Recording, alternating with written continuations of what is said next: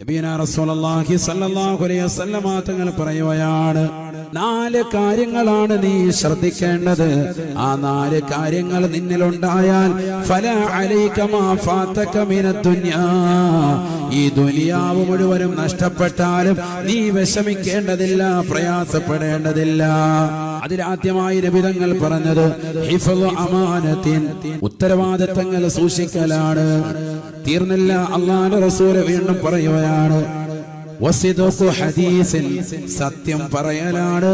മൂന്നാമതായി നബി തങ്ങൾ പറഞ്ഞത് വഹുസ്നു ഖലീഖത്തിൻ, നല്ല സൽസ്വഭാവം വെച്ച് പുലർത്തലാണ്. നാലാമതായി അവസാനമായി റസൂലുള്ളാഹി പറയുകയാണ് വഇഫ്ഫത്തു തുഅമത്തിൻ, നല്ല ഭക്ഷണം കഴിക്കണേ, ഹലാല് സമ്പാദിക്കണേ, ഹലാലായത് ഭുജിക്കുകയും ചെയ്യണേ.